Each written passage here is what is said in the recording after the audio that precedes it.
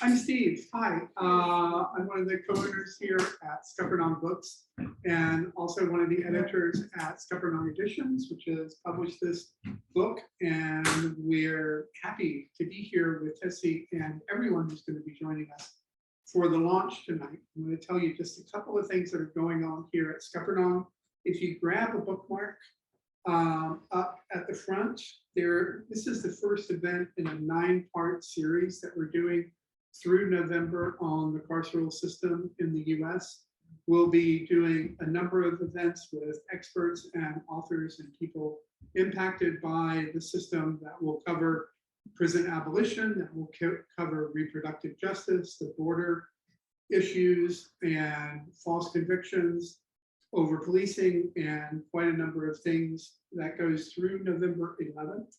So pick up one of these when you leave, and you can go to the website and find out more information about each event.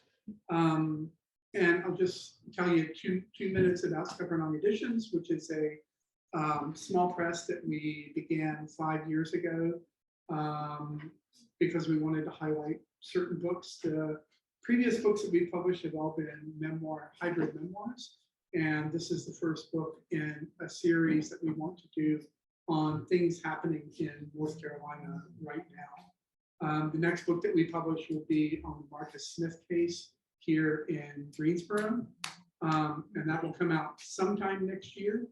So keep an eye out for that as well. We're just really excited to have this book finally done. And not just finally done, but it's really a fantastic book, and all of the people who wrote for it put so much work and effort into it, and you will be amazed. And it's not, I think when people hear about this book, they think it's like a downer book. It's like a thing that will be sad and depressing, and there are compelling parts to it, but I think overall it's a book about hope, and we all need a little of that these days, I think. So Tessie and I are going to talk just a little bit, and each of the men who wrote for the book are going to call in at some point this evening. Who's first? George is first. George is first in the book. And they appear in the order in which they go in the book. There you go. They will appear in the order they appear in the book.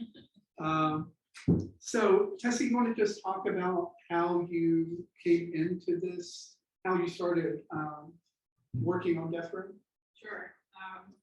Death row was not something that I ever really saw myself working in, but in 2013 I was at a Super Bowl party and met a guy over by the chip dip who was also ignoring the game just like me. And we started talking, and it turns out that he was a psychologist who worked in Central Prison in Raleigh, specifically with guys on death row. And he had been advocating to try to get more volunteers brought onto death row to teach the guys art and writing and different things, to give them something to do to occupy their minds. Because at that point, death row had nothing available. There were no classes, there was no library, there was no weight equipment, there were no phones. They were only allowed one 10-minute phone call a year. So he was really trying to change that, especially given that most of them are there 30 or 40 years before an execution happens. So I volunteered, and a year later was invited into the prison as a writing teacher. And I started teaching many guys on death row, including these gentlemen, just to write about their lives and what were they doing before they got to prison? How did they wind up on death row? And how are they using the time that they have there, those decades, to grow and change and to try to become the people that they want to be. And so after a few months of doing that, I wrote an op-ed to the Raleigh News Observer, which I published, about teaching the writing class and about how moved I had been by many of the men who I met. And after the editorial came out, the prison promptly canceled my class and banned me from the prison. I'm on some kind of a no-fly list. I don't know. With all the North Carolina prisons. And so after that, I started writing to the guys, and they sent me incredible letters about their lives and about their journeys and how they try to thrive even despite inhumane circumstances. And that turned into our first book, which came out in 2020. And how long did you actually work in the prison? I taught for about 6 months. Yeah. But then you maintained relationships with a lot of people. And how long, and that's ongoing, right? So that's been how long? 8 years. 8 years, yeah. And can you talk just a little bit about the obstacles in the way of maintaining that kind of relationship? Sure. There's a lot of obstacles in the way. The first one, just from writing the book itself, is that they have no access to technology. They had no phones, so what they're doing now, calling in from prison, this is a relatively new phenomenon that they're allowed to do. No computers, no technology, no typewriters. So everything that we wrote, they wrote by hand, and they would send it to me, and I would make suggestions and send it back, and then they would rewrite it by hand and send it to me, and I would make suggestions again and send it back, and they would rewrite it by hand. It was a very long process. One of the other challenges is that even though they're all at Central Prison on death row, so they're in the same prison, they're in different pods, and they can't communicate with one another. So every time we had an issue come up, because we tried to do this project not as, okay, Tessie's the editor and she's the boss and she gets to make the decisions, but as a collaborative community project where we're all equals and we all have a say. So we governed by consensus, essentially, which is really hard when you have 5 different people who are in different places and can't speak to one another by phone or anything else. So every time something came up, like what essays should go in the book, what should the title be, what should the cover be, what should the publisher be, what should we do with the royalties, these kinds of questions. I just send out 5 different letters, and then I would get 5 different replies, and they would all disagree with one another. And we would have to figure out, well, what do I do now? You know, how do you get to consensus when you can't meet in a room together? So that was challenging. Once the book was published, the prison promptly banned that as well, and actually came and confiscated my co-author's copies, because originally it was allowed into the prison, and the guards came and took their copies. So things like that too have been challenging. My letters are monitored into the prison, and so some people in this room who actually helped us edit the second edition. In order to sneak the banned book into the prison, I sent them each copies of the chapters without the titles. And so they would each mail in a copy of one chapter from a different person. So we had like 30 different people mailing in chapters. And then each guy would get 30 different letters, and then they would collect them. That's how they have the book. So there's a lot of different things. And explain too that it's not as easy as just putting that letter in the mail. The letter back. It's not a couple of days. It doesn't take a couple. No, there's a new, since October last year, so 1 year going on now, physical mail has been banned from all North Carolina prisons. And so instead of being able to mail a letter to them directly, we have to mail everything to a warehouse in Maryland, and it gets scanned and then sent to the prison and then printed out for them.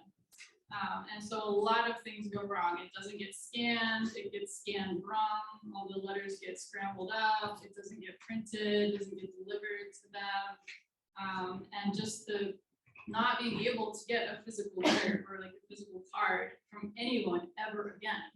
And that's what we have now in North Carolina. So what, I guess, I know it's kind of a basic question. What surprised you about this? What surprised you about the first class that you? Yeah. So I've done a lot of work already with marginalized groups of people, and so I knew that all the stories of monsters and things like that were likely not going to be true.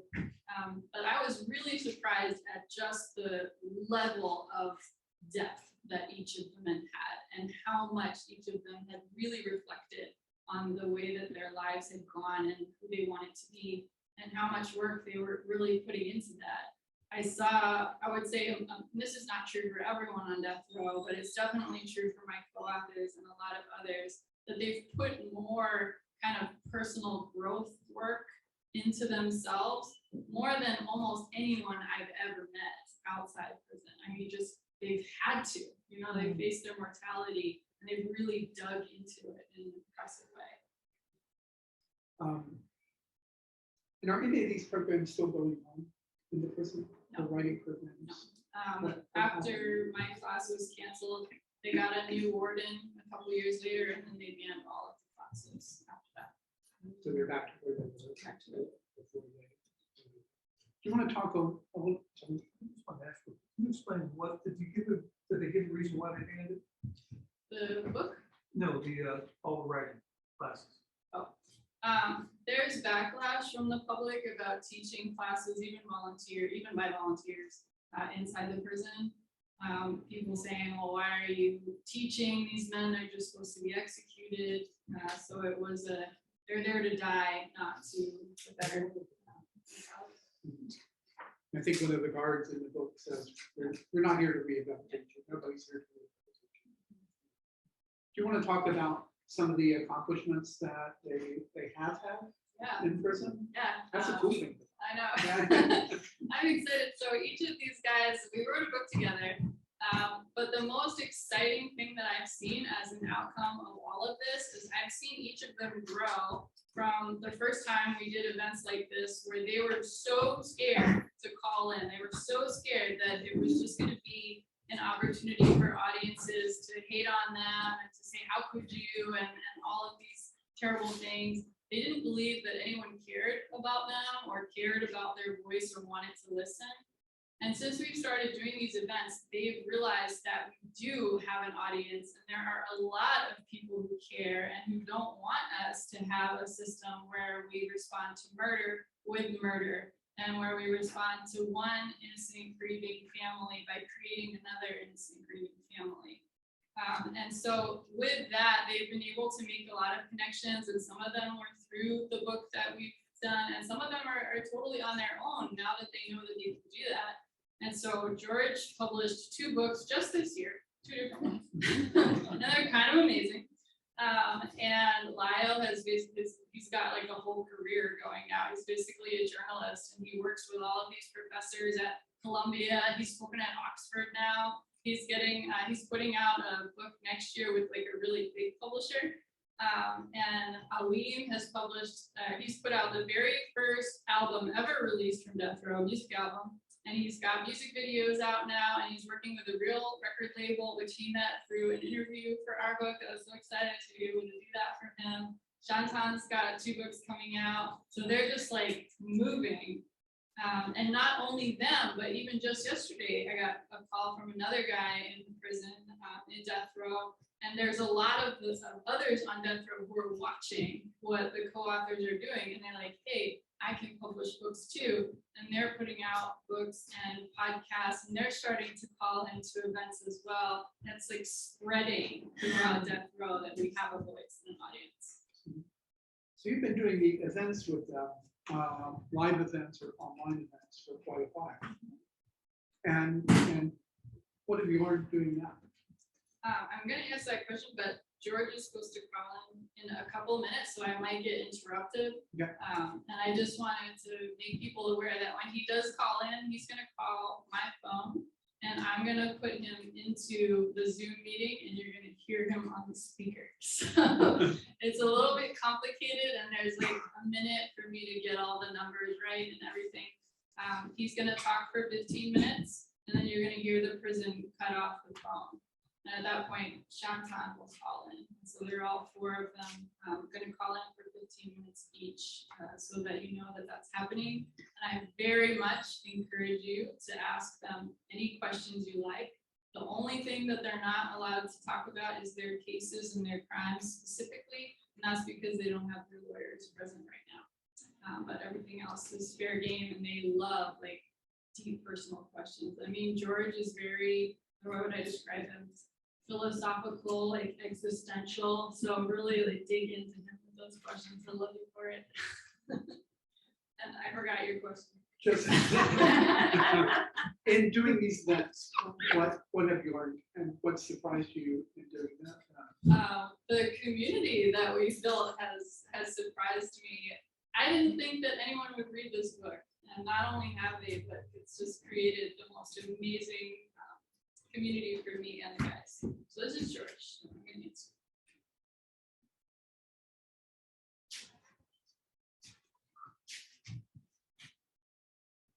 So I have to accept the call from the prison first.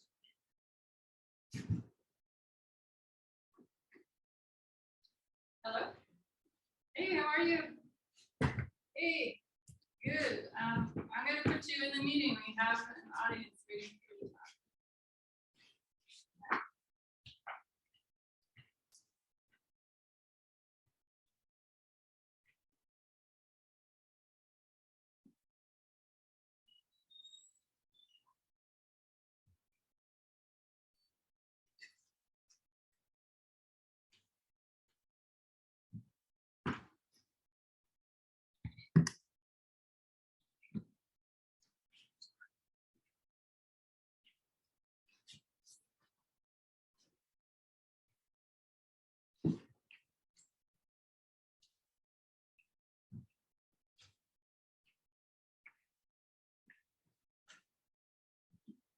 So you should be in the meeting if somebody wants to.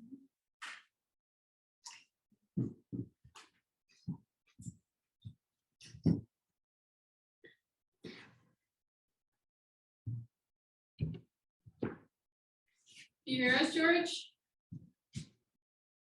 Yes. Can you speak a little bit louder, please? Yes.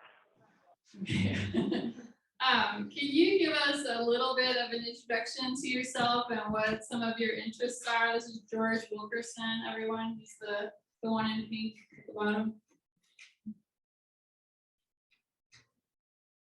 I'm having a hard time hearing you. Do you need me to talk louder? Yeah, just a little bit.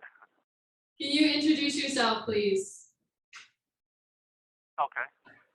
My name is George Wilkerson, and I am one of the co-authors of Crimson Letters and now Inside, Voices from Death Row. I have been incarcerated since January of 2005, so I'm working on 18 years imprisonment. I've been writing for the past 8 years. As a matter of fact, I think this past August made 8 years that I have been seriously writing. My interests now are, they change over the years, but still, I think my main interest is spirituality and writing, art. Can people in the back hear and understand him? Okay, all right. So George, we're gonna take some questions from the audience pretty soon, but first off, can you tell us what the process of writing this book was like for you and how it's changed your life? Yeah, for sure. Just the logistics of writing for me, it's like it's a real physical activity for me because I have to handwrite everything. So it's really like labor intensive, time intensive. So when I work on a piece of writing, like I've been working on a poem right now for the past few weeks, and I probably got more than 30 hours working on the poem, and a lot of that time I think comes from just the physical act of writing, like having to sit there, actually like write it out, versus typing it on a typewriter or a computer. But writing for me is mostly rewriting. So like a friend of mine was talking to me about it earlier, and she said, for rewrite, and anyone I've ever heard of, and she's like tapped into the writing community, and I agree. Because like I said, this poem that I'm working on, it has multiple sections.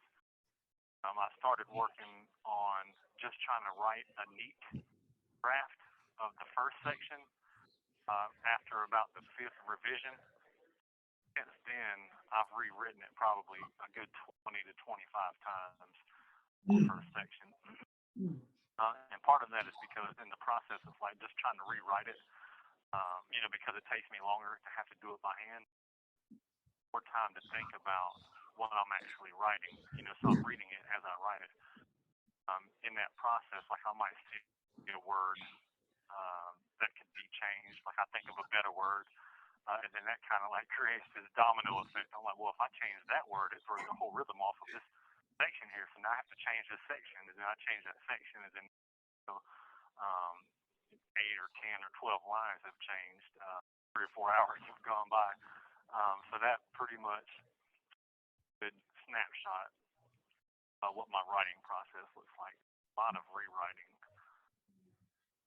And in this book process, George was like the classic overachiever, the one who, when I would ask for essays, would send them before everybody else. They would be twice as long, triple as long as I had asked for. Just was like always on top of things immediately. So that's definitely him. Do you have any questions from any of you for George? Yes. What's your childhood crush? Who's your childhood crush? Oh, wow. Oh, man. You know what? That's a hard question to answer because I think I probably fell in love with almost every girl that was nice to me. So, when I was a kid, so I'm not sure I had like a single childhood crush. I can talk about like the first time I had my heart broken,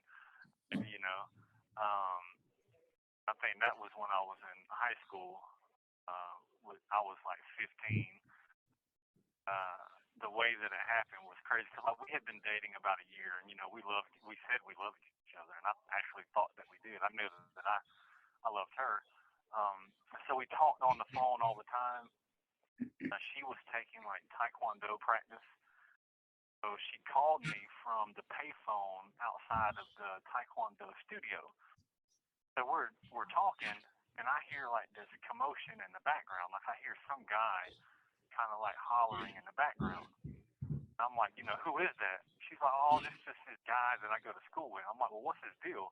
I can hear him kind of like cussing and screaming. Comes up and he snatches the phone from her. And he was like, look, I go to school with your girl. He was like, man, you don't know she's playing you. She's a guy and blah, blah, blah, blah, blah. And that was like how I found out that she was cheating on me. Some other guy that just happened to know her, her on blast right there on the payphone and broke my heart. That's the first time we've ever gotten that question in like 100 events. Anyone else? I'd like for him to talk about his spirituality, studying. How can he study with no books? What's the range and what's it doing for him? Yeah. Can you talk about your spirituality and how you study and what it does for you? Oh, yeah. Well, everything sort of flows from my spirituality. I'm a professed Christian. So for me, like, that's the first thing on my lips when I wake up every day is prayer. Like I wake up with prayer on my mind and on my lips, and I go to bed the same way. Like I pray, and then I fall asleep while I'm praying. So I'm always thinking about God, and I've been studying the Bible actually since like the day I got arrested. Because one thing was clear to me, the way that I was living, time of my arrest was my whole life was messed up. Entire lifestyle. And I recognized it. So I was searching for a different way, a better way. So I've been studying the Bible for, I've read it cover to cover at least once a year since I've been incarcerated. Sometimes more than that. I read it every day. When I wake up in the morning before I exercise, usually before I eat, I'll like read a couple chapters out of the Bible, meditate on it. Just over the course of my many years of study, I've kind of like boiled it down to the basic principle. It's just like love your neighbor, love. It's like I meditate on what that means. Like, how do we define it? How does it express itself in daily life and all my interactions? Just, that's kind of like the core principle drive for me, like all of my writing, the way that I engage with the world, it flows from my belief that I am here to like express love into the world. All of my being, all of my thoughts, all of my actions, all of my words. I know sometimes people might, moment in my life and say, that doesn't look very Christian or that doesn't look very loving. And that's true, at that moment in that context. But a lot of times, I'm trying to look at um, that as my point of reference for change me.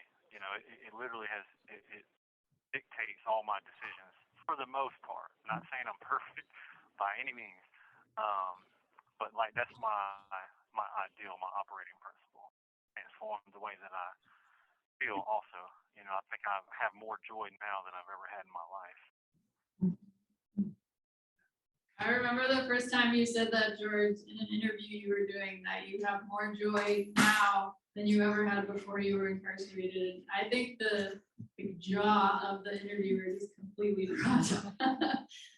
Can you, does anybody else have questions?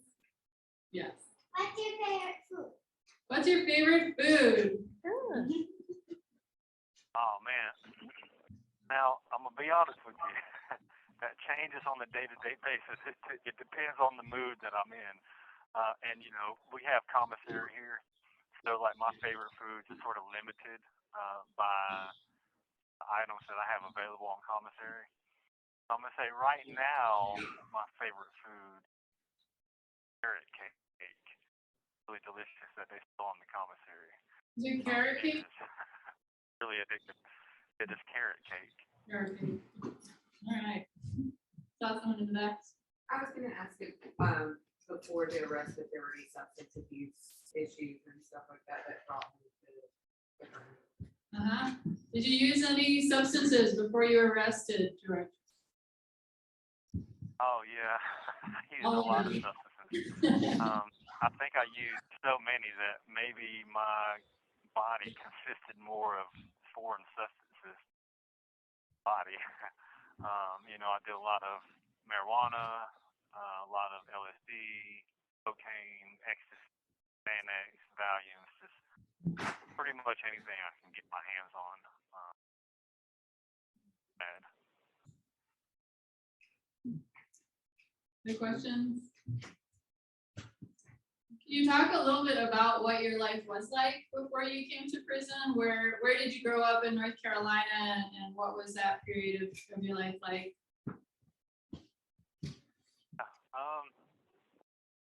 Well, I grew up.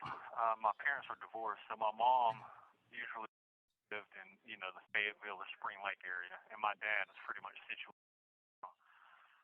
So we would move back and forth. Us kids would ship back and forth between my parents. So I might live a couple years with my mom and then live with my dad for a while. But I lived with my dad more than I lived with my mom. And when I lived with my dad, we lived in the projects and for some, this apartment complex where it was like just crime-ridden area. We were like the first non-black family to move in, or one of the first. And I was getting in fights from like the day we moved in. We were persecuted. We experienced a lot of racism against us. Our windows were busted. Our car tires were slit. Our door would be egged, and every time my brothers and I would come out for the first couple of years there, we got in fight after fight after fight, until kind of like became part of the neighborhood. To become part of the neighborhood, that means I had to do the things that everybody else was doing in the neighborhood, was busting out other people's windows, other people's car tires, and getting high and partying. Like people who were persecuted were the ones who were like considered outsiders, and then you have 60 seconds remaining. But if you were an insider, then like you were you got a pass. We're as safe as we can be, and I just grew up really violent environment. So you have such a short time left, George. Is there any final things that you want to say to us before you go? Well, I really appreciate this opportunity. You have 30 seconds remaining. I really enjoyed the questions that you. I mean, we get such heavy questions so much. I actually liked that y'all asked about my favorite fruit and my first crush. So thank you for giving me the opportunity to answer some light questions like that, some fun questions. You're welcome. All right, take care, George. Thank you. Thank you. Thank Thank you. All right, you. later. Thank you. Thank you, guys.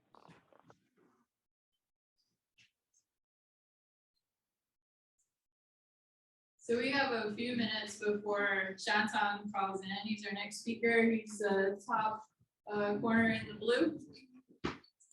So does anyone have any thoughts or reflections on talking with George? Anything that surprised you? They can receive books if they're sent from like Amazon. Yes. Is that- Yes. Yes. You spoke of the difficulty of getting your book done and the hoops you had to jump through and everything like that. And now they're publishing lots of books. So how are they doing it? The same way? Have they Yeah, gotten pretty much. easier? They're working, whoever they're working with on the book, yeah, they're sending them, again, handwritten stuff, and so everybody else is having to go through what I went through. It's a really long process. You have to be very dedicated to work with someone on death row. So things haven't changed there. They're working with that system that you, wow. We have phones now, which makes it Yeah. easier, and they have tablets as well now, which is a bit of a double-edged sword. So when they did away with the mail in the prison system, they gave everyone a tablet, and that's now how you receive your mail is through the tablets. But the problem with the tablet is that they charge you for every app that you use. So it's a tablet that has, videos and games and all kinds of learning apps and texting apps and different things, but they charge you for every single time that you use it. So every text message, not only do you pay for per text message, but also per minute that you spend writing the text message as well. And so it's like a cash cow. They have people who are locked in prison with nothing to do, and they give them a tablet that costs a lot of money and that has a lot of games and movies on it. And so these guys' families are the ones paying for everything and sending them money. And some of them have no money, so they just have a tablet that they can't use. Are there any advocates in the North Carolina legislature, for example, looking at prison reform or trying to be Not nice? exactly. Not that I'm aware of. Yeah. And I was a lobbyist, so I worked in the legislature for about 10 years. Wow. Is this true for death row and the various levels of security prisons? Is it like this? All North Carolina prisons. Even minimum security? Yes. Yeah, they switched over to the tablet, no mail thing last year across the state. Is it possible to get pardoned from death row? Like, imagine that someone's in death row. Is it possible for like the judge to be like, oh yeah, you did something good, here, get out of here. Just get. Is it possible to get pardoned? That's a really good question. Yes. Governors can grant clemency. They have that power, but they never do it. No one wants to be the person who lets someone off of death row. So they can, but they don't. However, it is true that 71% of people on death row in North Carolina get off of death row. So 3 out of the 4 will probably get off. That doesn't mean that they'll get out of prison, but it means that judges will find that the errors that happened during their trial and sentencing were so egregious that they didn't deserve a death sentence, and they'll probably resentence them either to life in prison or to just a lower prison sentence and let them out. And some are found innocent. There are definitely innocent people on death row as well. Good question. Yes.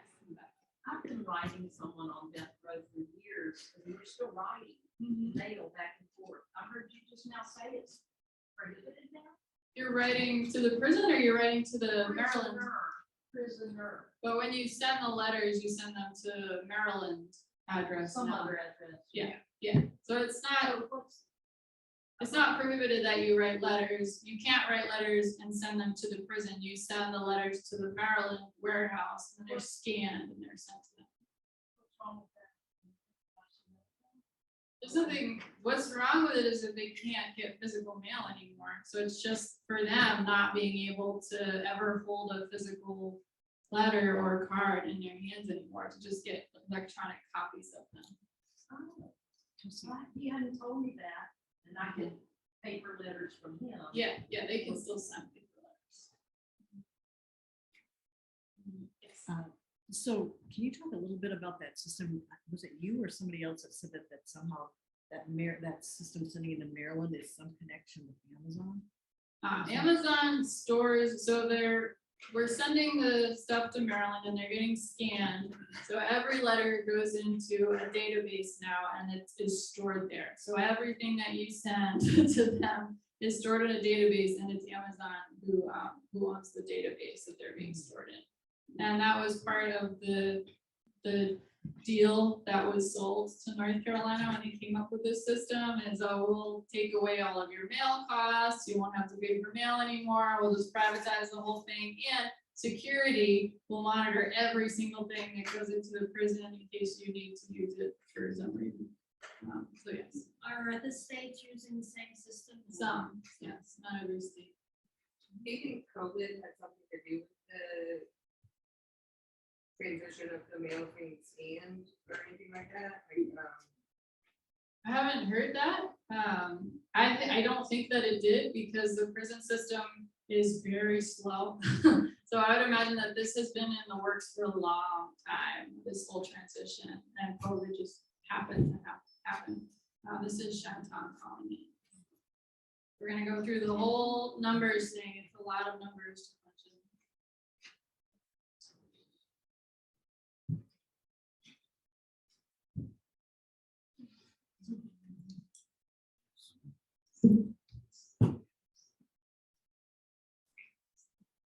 Hello, how are you? I know. Here, I'll get you right to.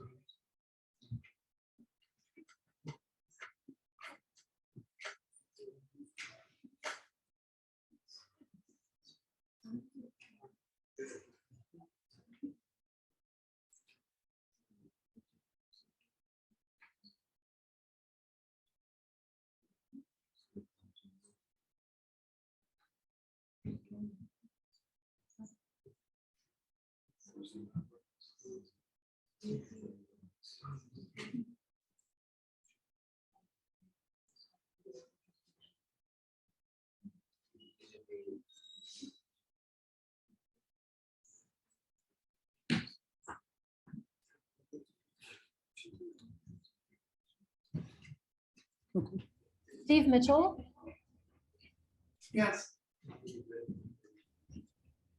Steve Mitchell, there is a message in the chat. If you could please look at the message in the chat. Shantan, can you hear us? I can hear you. What's up, guys? Hello, everyone. Welcome. Welcome. So Shantan, can you start off by just giving us a little bit of an introduction to yourself and what some of your interests are? Sure. So, hi, everyone. Again, my name is Terry Robinson. Many of you probably know me as Shantan. Tessie and I are good friends who have embarked on this journey, this project some years back. And since then, a lot of my interest in prison, because our range of activity was really limited. So a lot of my interests were like board games and role-playing games. But since meeting Tessie, I've really taken an interest to writing, and reading. I'm still a chess player. I'm an avid chess player, of course, but writing has really been my therapy as of late. And yeah, so that's kind of how I spend my days, just reading, writing, and doing things, anything that's productive. Thank you. Shantan, we have a special message from someone in the crowd that Kylie Lofton, your niece, says that they love you. So you've got fans here. Did you hear that? Wow. Yeah. Yeah. Can you tell us a little bit about what is the hardest thing about you, about being incarcerated for you? What is the hardest thing about, say it again, Tessie? About being incarcerated.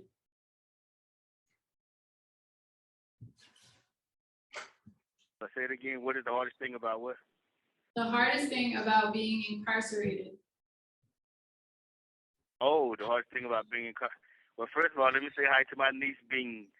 That's that's my eldest niece, of course. And yeah, so the hardest thing about being incarcerated, well, that's one of the easiest questions because it's certainly family. You know, as Bing can attest, as my niece Kylie can attest, she and I have kind of nurtured a relationship through a partition. You know, I've been here since she was born. I came here maybe 3 months after she was born. Um, and I still remember the day my sister came in and like brought her up here and just kind of pulled a little blanket back, and I just saw this little baby, and I knew that I didn't know how long my stay in death row would be, but I knew that I had an obligation to my niece to kind of establish a connection, a family connection. I wanted her to know that there was any advice, any values that her uncle had to give, you know, that I was willing to do it. And so she and I established a relationship throughout a visitation room, a really small room that became personal for us. You know, it became our sanctuary. You know, that's all the time I've ever seen her was in that room.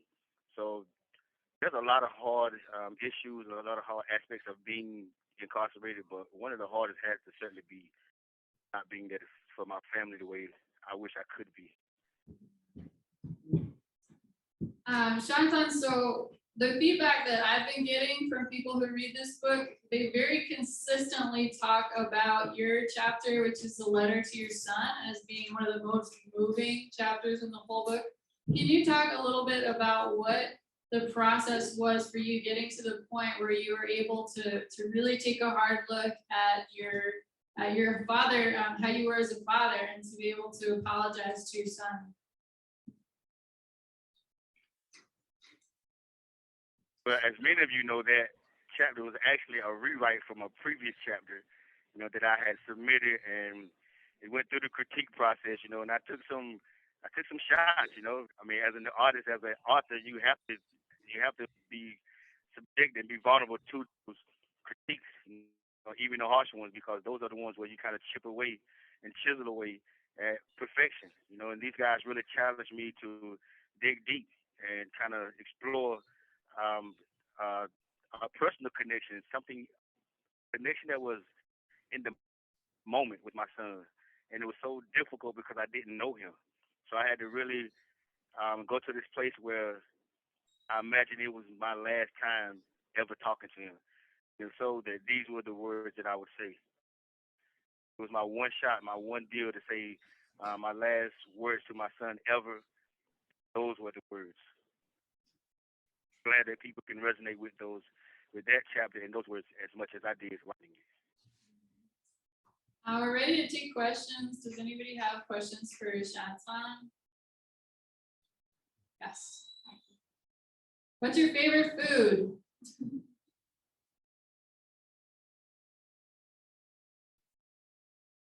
Did you hear that? There was a question. I missed the question, Tess. What's your favorite food? Oh, what's my favorite food? I love chicken wings. I love chicken wings. You know, I haven't had any.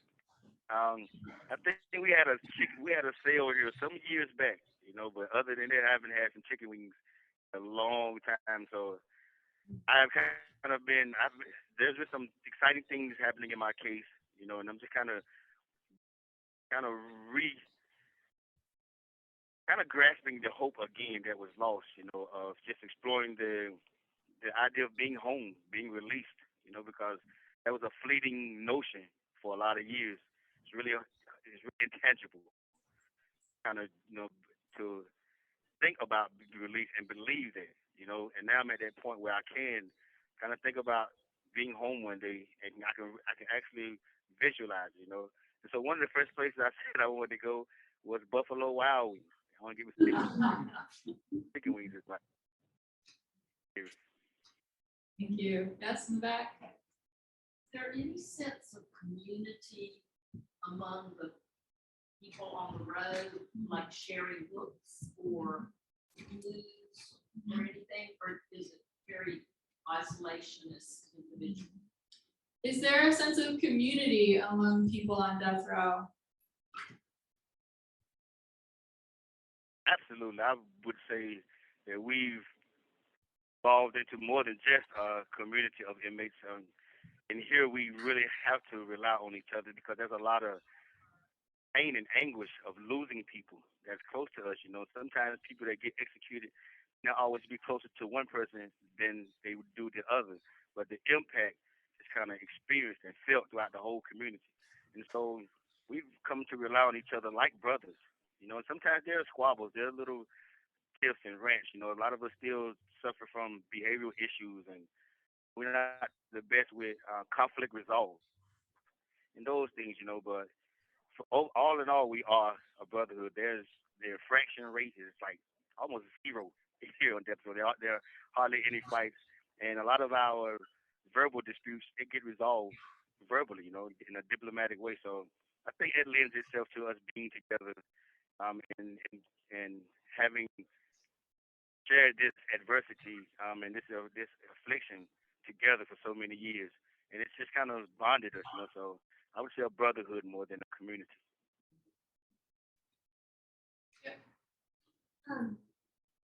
He said he was into board games, right? What were some of his favorites?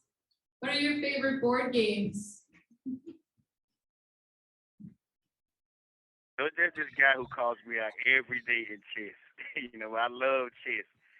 Role playing games is a favorite of mine. That's how my fantasy book came to be.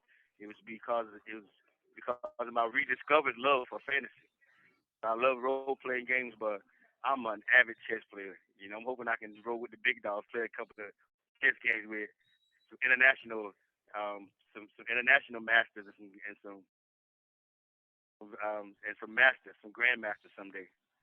Chess for sure. Yes. In regards to behavioral health issues, how much access to counseling do they get? How much access to counseling for behavioral health issues do you get on death row? Much access to what? Counseling for behavioral health. I mean, I think it's as needed. There are guys who do see psychologists and psychiatrists, but there was a time when that was pretty rare. You know, they treated a lot of mental health issues. They medicated it, and then it's kind of and oddly so. Any figures from the medical department, you know, the mental health department. But now there's this room set up. I think it's like 2 rooms set up, and you often see guys in there either on like they are doing like they're online. They're talking to like the psychiatrist through the while online, or some of them actually come and have face to face and in person interviews. So there is more of that now than were in the past. The questions?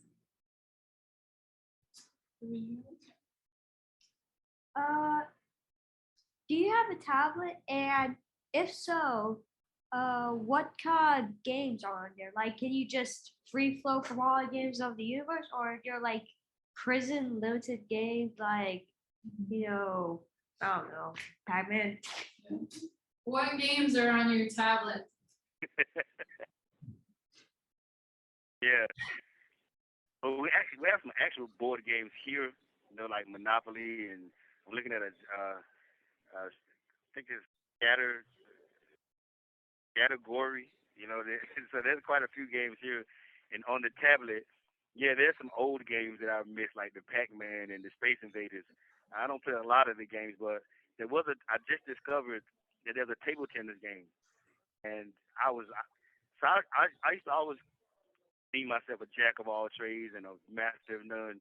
Like there's a lot of areas where I kind of excelled, but I never really kind of stuck with anything long enough to just kind of reach that peak, you know. But table tennis was something that I did when I was a kid coming up in the community center. But for a while, it kept me out of trouble, you know. And I remember having dreams of being a table tennis champion one day. And so now I'm back to playing table tennis on this tablet, and I love it. It takes me back to my childhood. So it's kind of the only game I play right now on the tablet. Good question. Does he have a large family waiting for him, hoping to get out? Do you have a large family waiting for you and hoping for you to get out? Oh yeah, absolutely, man, absolutely. Every time I call, they always making plans and talking about these dreams of the things we're gonna do when I come home. And I come from a huge family. We was always tight knit. Like we would always kind of meet up at my grandmother's house, and on any given day, you know, you just never know who you would see there. And it was just important for my grandmother to keep her children and her grandchildren around. And so I think that we have done an excellent job at kind of maintaining that dynamic.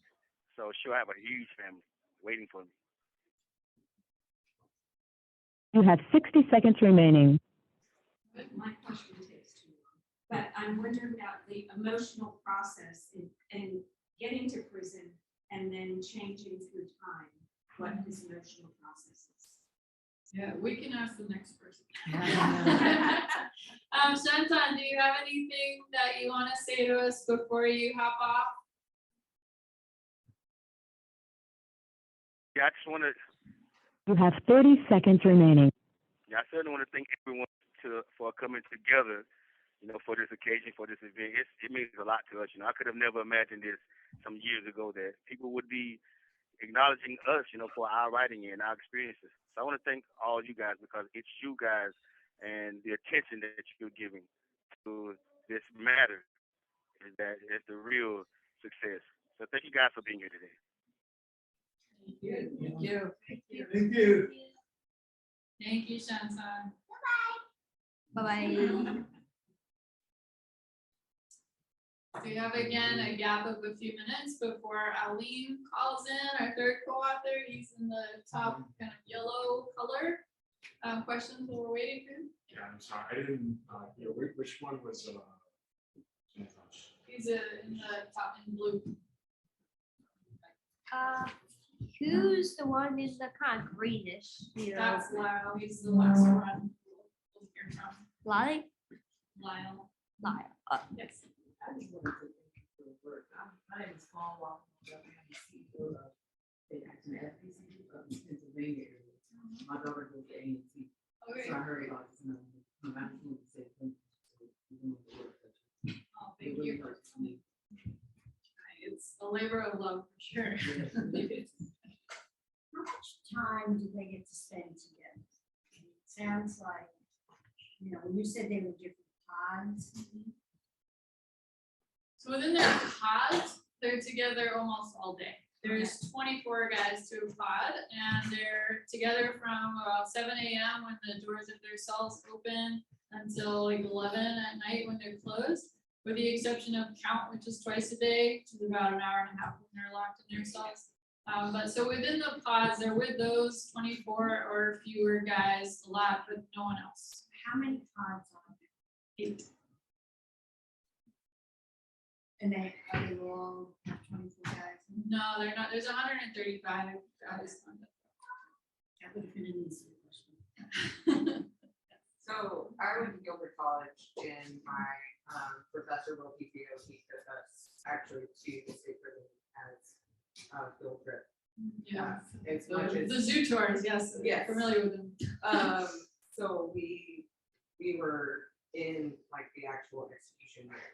They showed us all of that, and I just applaud you for being able to do all of this. And like my anxiety as soon as like I walked in that door was just, it's insane. It's got a feel that chills you. So the fact that you've done all of this, like I can't thank you enough for bringing awareness. Thank you. I actually write in one of the chapters in the book about that feeling that you get when you walk in. One girl passed out. Yeah, I believe it. There's something in the air. How many, when was the latest execution? 2006. There's currently a moratorium on executions in North Carolina. Originally, the moratorium was passed by the legislature. Actually, the guy who was on the execution block, like, had been taken to the rooms where they have your last meal and everything. And then they passed the moratorium and his life was spared. He was in my writing class. He's not one of these 4 co-authors, but I'm still in touch with him. So the moratorium was temporary, and then in 2009, North Carolina passed, they lifted the moratorium in 2009 and we're going to resume executions. But then the legislature passes the Racial Justice Act, which allows anyone on death row to challenge their sentence if they can prove racial bias. And so when that passed, everybody started to challenge their sentence because there's racial bias everywhere in like all the things. Even the white co-authors, like Lyle is my only white co-author, and he's also challenging it too because his jury was whitewashed. You know, they try to get white juries for everyone, regardless of the race of the defendant, because white juries are more likely to convict. So the Racial Justice Act was 4 people on death row won their Racial Justice Act cases, and that was only the number that got to court in that period. So it doesn't mean that all of them tried and only 4 won. So the first 4 won, and that they were taken off of death row. And then in 2013, North Carolina had a legislative change a little bit before that, and the Racial Justice Act was repealed, and those 4 people were put back on death row. Aww. And then in 2021, the North Carolina Supreme Court stepped in and they reinstated the Racial Justice Act, and those 4 people were taken off of death row again. So currently, we have a Racial Justice Act, and it's delaying the death penalty. Also, there's a lot of court stuff about the lethal injection cocktail and the medical society not wanting their doctors to be present at execution. So there's a lot of kind of messy stuff that is keeping the executions from happening, although technically now there's no moratorium in North Carolina and they could resume at any time. So if they get different Supreme Court, North Carolina Supreme Court justice, because judges said it could go back. Yeah, it could go back and forth. Yeah, so it's important to vote. It's important to vote. Yeah. Everyone, very important to vote. It saves lives. Yes. Just an aside, there was a thing before the Supreme Court yesterday about stopping an execution in Alabama. They did not, but the 4 women on the Supreme Court dissented. I thought that was interesting that even Amy whatever, voted with the other women, but 4 women voted for the stay against the 5 men. This is Aline calling in. So hold your questions.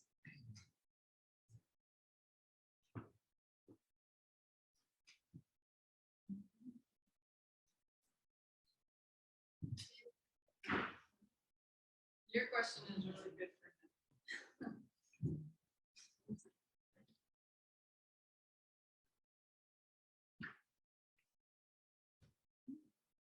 Hello. Hey. Hey, how you doing? Good. I'm gonna put you into our meeting.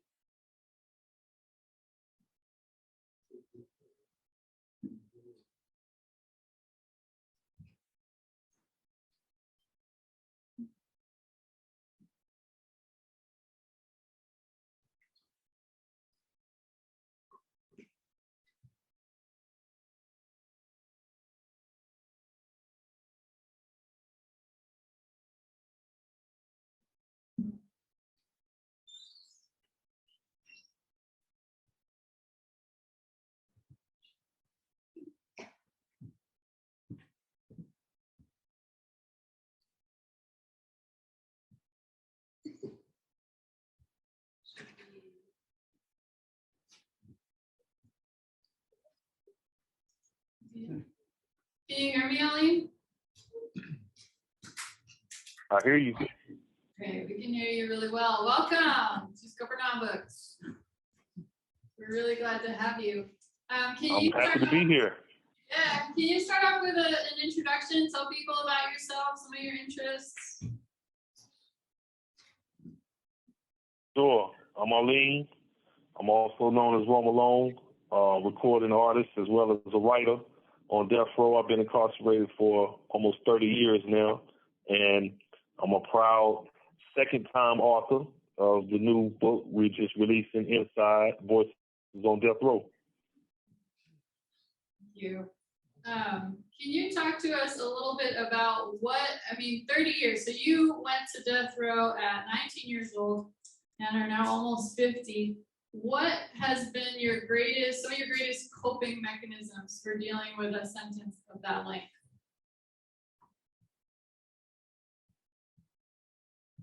Okay, so I originally got arrested when I was 19. I think I got to death row in 97. So I was probably around 24 at that time.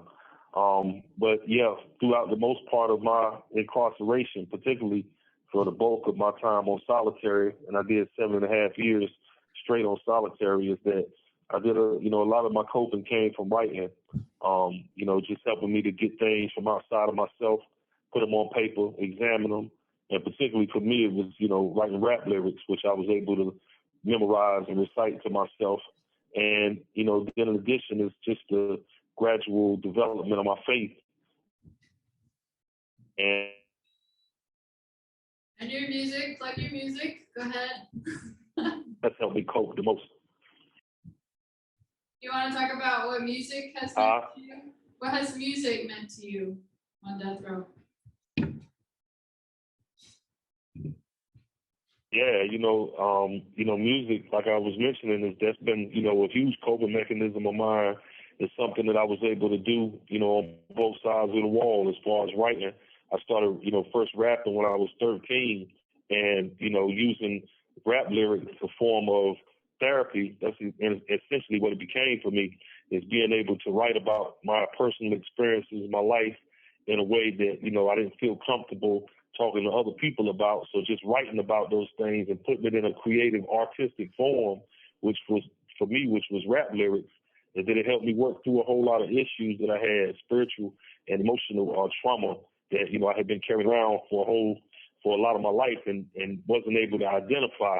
But when I was able to speak about it and just organize those thoughts and put them in a way where, it allowed me to not only recite it, to make sense of it, and then those recitations became declarations and affirmations and celebrations. So and they continue to be aspirations.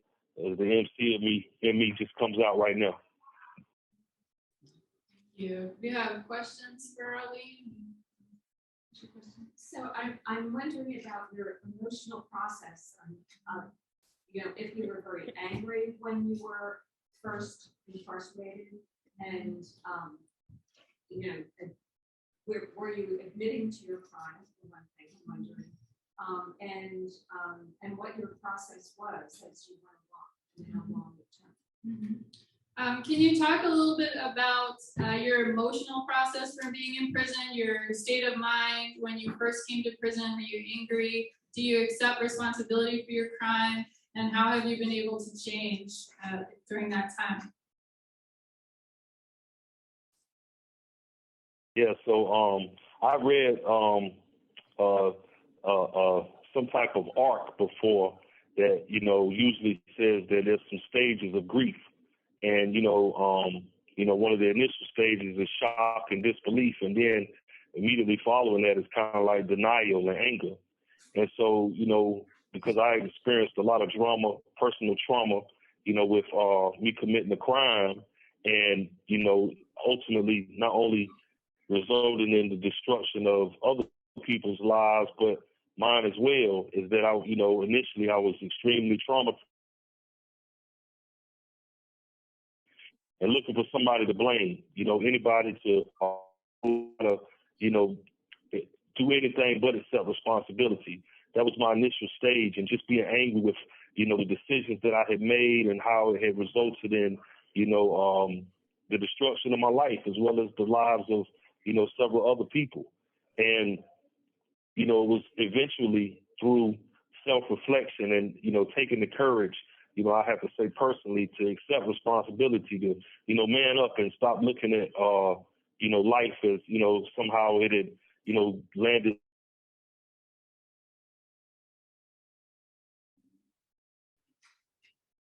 Are you still there? Alim? Alim, are you still there? But I realized, you know, with maturity, You just were cutting out a lot. You were talking about how you learned to take responsibility for the crime.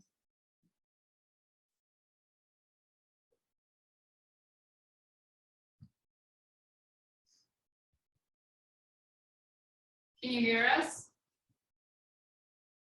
yeah, because you've been cutting out the whole time. I don't know what the problem is. Okay. It's very difficult. I mean, you breaking up, but I hear you right now. Okay. We can hear you now, so you can keep going. Thank you.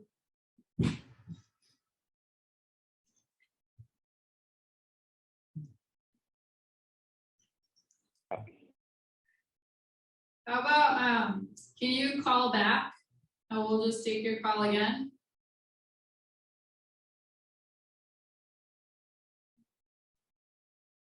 I'm gonna have him call back. Sometimes when the phone starts cutting out like that, if they call back, then it's okay. We'll have him do a shorter time next time and not the full 15 minutes. But I'm really glad that you asked that question. He has gone through, he was very angry when he came to prison initially. And after lots and lots of like looking within himself and writing about and dealing with his own pain and trauma, he came to a place where he absolutely accepts responsibilities for what he's done. And he has he's reached out to the victims' families to apologize, to try to make amends. He's even said that he's willing to be executed if that's what they want. So he's done a lot of inner work on that. And actually it was hard for him to reach out to the victims' families because people convicted of a violent crime are legally prohibited from reaching out to the victims' families. I was also not allowed to reach out because my initial desire for this book was to tell both sides of the story, to have victims' families and the guys here. And when I talked to North Carolina Victims Assistance Network, which is the organization that receives all of the proceeds from the sale of the book, they told me, don't reach out to the victims, it would be too hard for them. So I haven't been able to for that reason, trying to respect those. Have you heard from any of the victims' families? He's coming in, I'll answer that. Hello, are you there? Okay, we're gonna try to put you in again for a few minutes since it was coming out.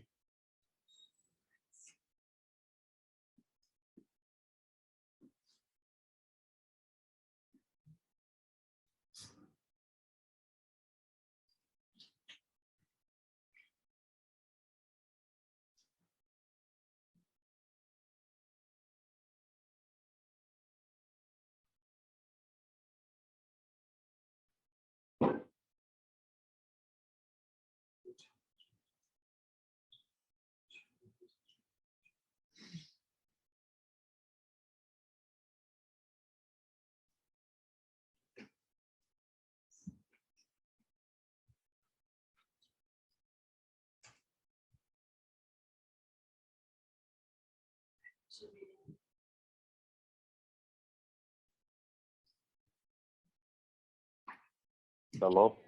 Yeah, hey. Hello? We can hear you. I'm gonna answer your question real quick. It was Okay. have the victims' families reached out. So I have not heard from victims of this particular crime, these particular co-authors, but I have had a lot of people who are survivors of violent crime, who have lost someone to violent crime, who have come to our events, come to our book clubs, come to talk to me. And I interviewed a lot of them as well, and they're in the new book. So we made sure that we had a chapter that featured those voices. I hope that the day that I do encounter some of the survivors of these crimes, that I can have the presence and the space to hold whatever they're feeling towards me, you know, and towards the co-authors, grief, anger, rage, whatever it is, and to really be able to make space for that, because it's all valid and I get it, and I'm scared, but like I'm ready to. Go ahead, Aline. Sorry we cut you off, but if you want to continue talking about your journey, we're listening. Yeah, can you hear me? Yes. Okay. So yeah, as I was mentioning, I think the question had asked me about you know, my earlier emotional stages and being angry, and then, you know, taking accountability. So as I was explaining, you know, when I had read previously before that, you know, they were like stages of grief, is that, you know, whenever a person encounters some type of trauma in their life, is there's usually different levels or stages of grief that they go through. So initially with me, you know, the first stage was just shock and disbelief and shock in the fact that I had, you know, done some things that I never imagined once that I was capable of doing, and, you know, destroying several lives, including my own. And, you know, from that shock and disbelief, you know, led to denial and, you know, wanting to try to blame or look for some excuse or reason to blame, you know, what it was that caused me to do this. So, you know, as I mentioned, is that I had a lot of emotional trauma initially, dealing with racism, you know, being biracial and growing up with the experience of having a white mother and a black father, and some of the, you know, strain that brought upon our family, you know, tearing in separate parts. And so, you know, I tried to blame everything, you know, to explain what I had done and the reason why I'd done this, or the reason why I felt the way I felt. But eventually, you know, having the courage to just accept responsibility and look myself in the mirror and recognize that, you know, I was responsible for the decisions that I made. And, you know, that's a part of taking accountability for my actions. So, you know, when I arrived at that point where I was, you know, willing to take responsibility and be accountable for the things that I've done, then it just led me to a different transition in life, because I also began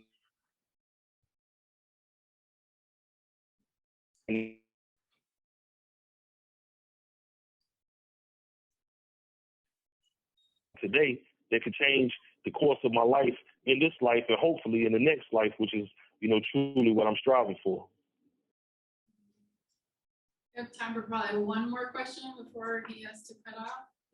I wonder who's your favorite rap artist? Who's your favorite rap artist? Jay-Z, hands down.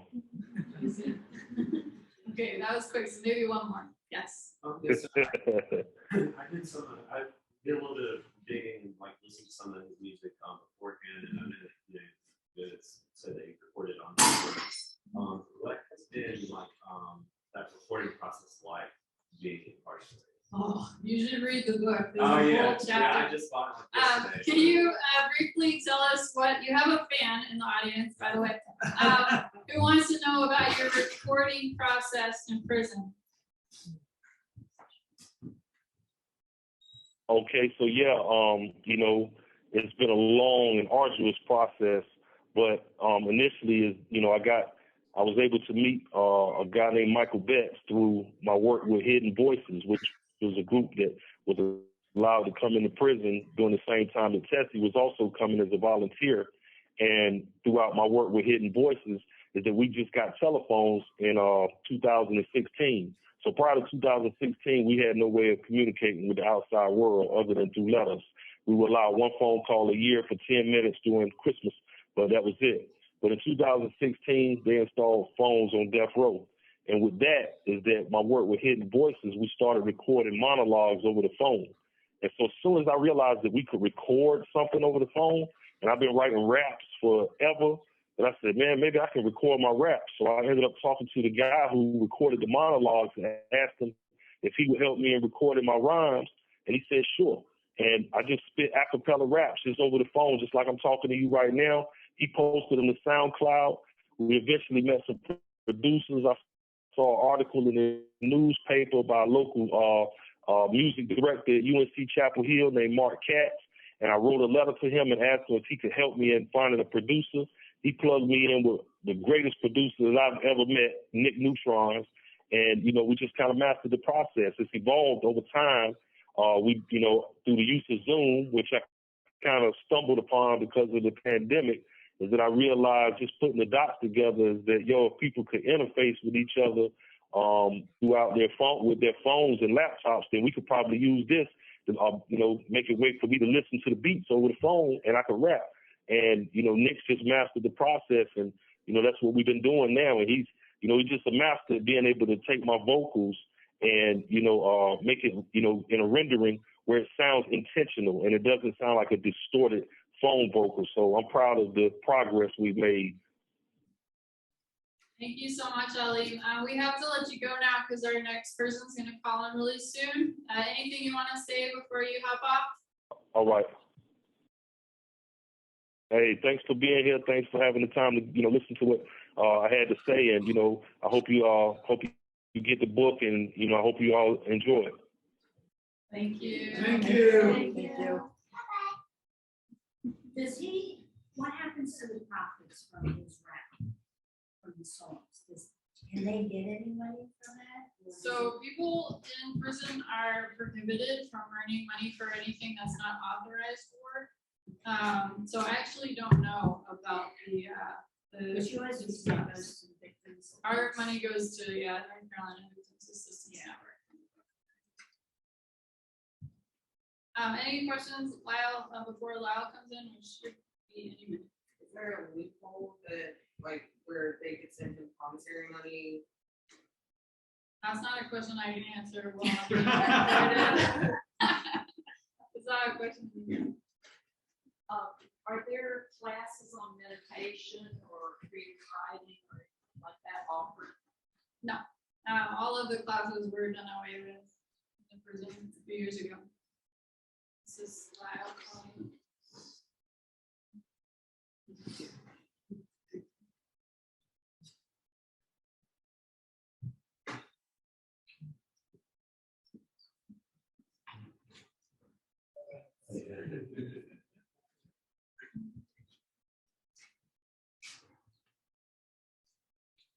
Hello, how are you? Hey. Hey, we're ready for you, so I'm gonna just put you in.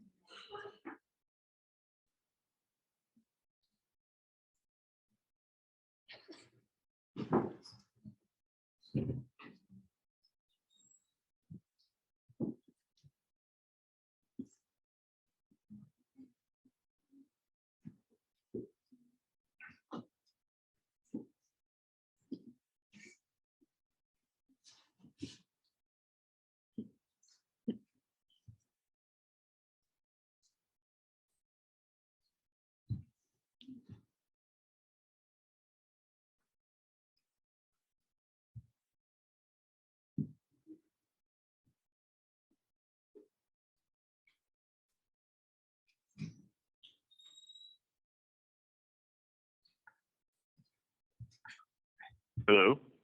Hey, how are you, Lyle? Can you hear me? I'm okay. Okay. Awesome. So we're here at Scupperrnong. Yep. You're Am I breaking up? say that again. Am I breaking up? Yep. Okay. Do you want to Yes. introduce yourself? Go ahead, introduce yourself.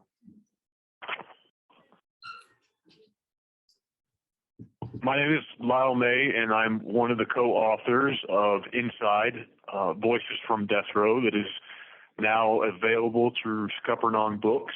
I am, or have been, incarcerated in North Carolina since 1997 and on death row since 1999.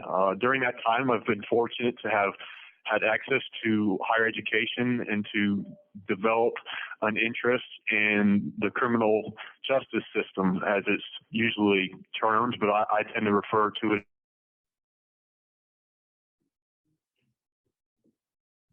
as what you see in Inside Voices from Death Row memoir writing has ultimately evolved into writing about policy and the impact of tough on crime rhetoric on the criminal legal system and mass incarceration. And that's where I find myself today in writing as a prison journalist. You mentioned that you've been able to get a higher education degree while in prison. That's not something that they offer on death row. And in fact, the prison administration has actively worked against Lyle to try to prevent him from doing that. Can you talk a little bit about how you've been able to do that and some of the pushback that you've gotten from the prison? Sure. Back in 2004, I think it was, I was offered access to a correspondence course through UNC Chapel Hill through a local church. Priest basically saw my potential and told me I needed to get something on my mind in simple terms. So I agreed, even though all I had was a GED, and took my very first course in social psychology. And from there, I fell in love with school. Unlike I had ever been in love with school before. I don't think too many people like school growing up. Certainly I didn't. That's part of the reason I dropped out. But I rediscovered a love of learning and, really took to the higher education, like a duck to water. I pursued mainly psychology courses, but also a lot of English courses that helped me develop my writing. I'd always had an interest in English, and once I exhausted those courses, that kind of left me earning an associate, and then I was able to register or apply for a Bachelor of Specialized Studies degree program in criminal justice administration. And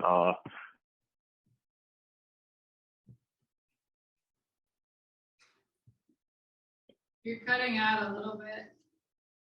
Are you still there? Can you still hear me, Lyle? Yep, I can hear you. Okay.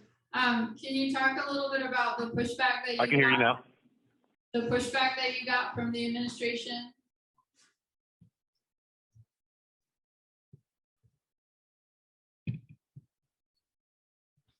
Did you hear that question?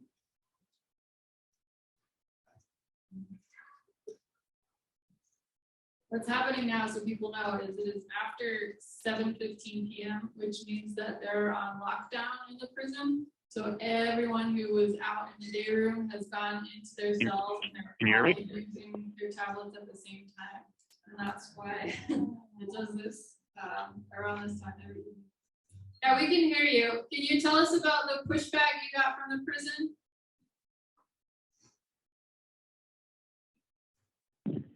Yes. So the prison began pushing back when my writing in Scalalag magazine began kind of putting them under the microscope and addressing many of the missteps that the administration has been taking in the administration of policy. They didn't like the fact that somebody didn't just repeat their narrative. And I, as somebody who experiences it firsthand, I wanted to write about it since that is my life. And they didn't like it too much. So one of the ways they got back at me was to make it more difficult for me to register for courses, and then ultimately, step on that process by stating that people on death row are not here to be rehabilitated. They didn't do it just once. They did it a couple of times. And the first time, I was able to get them back without too much trouble and go on to earn a scholarship, actually, through the Alpha Sigma Lambda Honor Society. And then once that happened, I think it really pissed them off because it wasn't long after that I think it was Sophia Feaster, who was the educational coordinator for the entire division of prisons, said that people on death row are not supposed to be enrolling in any college courses, even if they were paying for it in some way. So they ended that altogether, and it took quite a bit of letter writing and grievance writing and attention on the issue before they finally passed a policy, and that made it more restrictive. So now all we're able to do is enroll in one course at a time, which pretty much makes earning a degree impossible. Any questions from folks? Yes. I'm trying to remember what I had a question from. Oh, does he know how the people are killed, and if not, how much money does it take for a single text message? How people are executed? Yeah, and if he doesn't know that, how much money for a single text message? Okay, 2 questions. Well, it's 25 cents per text message. Can you talk about the executions, please, and your experience with them?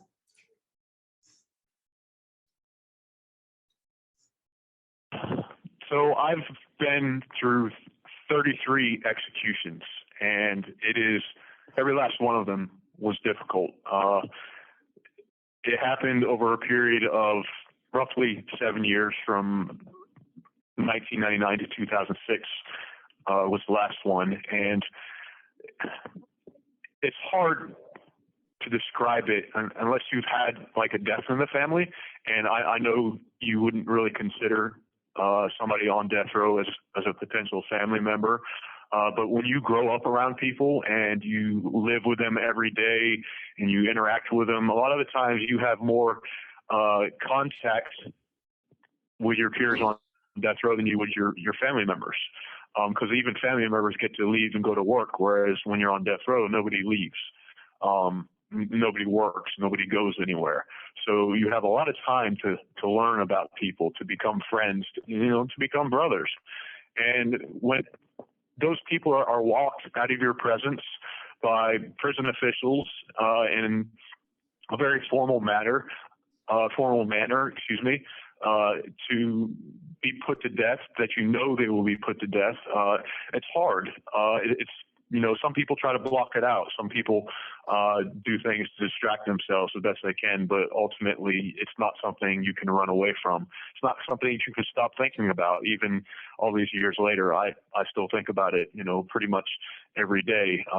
And that is also why I write about capital punishment and the death penalty, because even though they're not currently executing people, that lives with me in a very real way all the time. Thank you. Other questions for me? Yeah. What issue in the world are you most concerned about today? What issue in the world are you most concerned about today? This will probably be the last question. We're on time. I apologize in advance, Tessie, because this is a political question. What scares me most in the world today is the amount of misinformation that's being traded out there in the political arena. Unfortunately, being on death row makes us at the center of politics. It is very much an issue between different parties at which we are caught. And unfortunately, because there's not a lot of accuracy out there about the death penalty or the crime and punishment process, it makes what we do very important so that people understand that this is more than just politics for us. And the lies and misinformation that are traded around this subject costs lives. Thank you. We're gonna have to cut this off, Lyle, because we're over time. Is there anything that you want to say before you go to folks? Sure. I appreciate all of you listening, and certainly encourage you to read Inside, Voices from Death Row, as well as other writing from people in prison and other podcasts and websites that are out there. My other book, Witness: An Insider's Narrative of the Carceral State, will be available through Haymarket Books in fall of next year. And again, I appreciate you listening. I appreciate your interest, and thank you. Thank you, Lyle. Thank you. Thank you. So sad that was the last one. I know it's a lot to hear like 4 different people and talking about executions and all of these different things. Does anybody have any like reflections or? I just have a question about you and the relationship with all of these men. I think there's got to be almost family in that, or a deep caring. Yeah. And how does that affect you? There definitely is a deep caring. When I started working with them, I distanced myself a lot. I was, when I became a volunteer in the prison, they orient you and they tell you everyone on death row is a con man and they're all liars and they're all, don't get close to them, don't trust anything that they say. So I had a lot of that in my head and kept my distance a lot. But it was actually George, the first person who called in, who told me once, like, so many people come into the prison and they meet us and they say, oh, you've changed my life and we see the humanity in you, but they completely keep their distance and they want a one-way friendship. They want to know everything about us and all the dirt and all the stuff, but they don't tell us anything about them. And so at that moment, I made the decision to treat them like any other person, with discretion. But yeah, you can get really close and you can confide in each other like friends would do, and that is the relationship that I have with all 4 of them now. We fight and make up and all of the things, almost like siblings. Any other questions or reflections? I was just wondering how you got involved in the writing process, maybe your personal journey about that. In writing this book, or just like in the writing process, or like into the writing world? I've been writing since I was 5. I think I came out of the womb writing.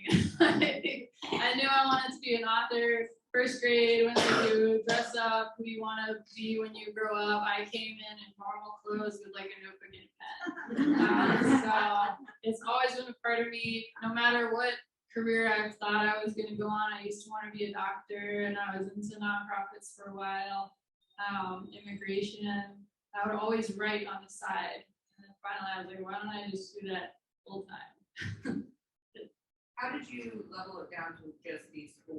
Like, because I'm sure you had a lot of interaction with other people as well. Yeah, that was actually really easy. So there were a lot of really brilliant people in my class on death row. I had about 20 or so people. There's 135 on death row when I was teaching about 20. And of those, there was only a certain percentage of them that started writing to me regularly. And then of those, there was only a certain percentage that wrote to me for years, because it was years before the idea of the book even came about. And then of those, there was like only 4 that were just absolutely brilliant writers and have been writing to me regularly. So it wasn't, I didn't cherry pick anyone, they just kind of happened. Okay. I have time for one more, I think. I just want, can you talk a little bit about the book club? The book club, yes. Yes. So we have a book club, thank you. We have some book club members here with us. So the book club is something that we do. We're starting October 12th, and we meet weekly for 5 weeks over Zoom. And each one of the co-authors calls in for an hour. So you get the opportunity to speak for a whole hour with each one in the class. There's also discussion questions in the back of the book that we're going to be using. And then during the 5th week, we're going to be watching a film called Racist Roots, which talks about the origin of the North Carolina death penalty and how it came about. So we'll have a discussion about that. And our book club people are like, people who started in the book club over a year ago are like still here and still involved in what we do. And we're part of editing this book and did all the typing for this book and did the formatting for this book. And it's just been incredible who you meet in book club. They're like my besties now. So if you want to join book club, please go to my website, tessiecastillo.com. It's totally free and it starts in October. Thank you so very much. Thank you. Thank you, folks. Thank everyone for coming tonight. Really appreciate you being here. You can talk to Tessie for 10 more minutes, and then we're going to rush you all out the door. But thanks for being here.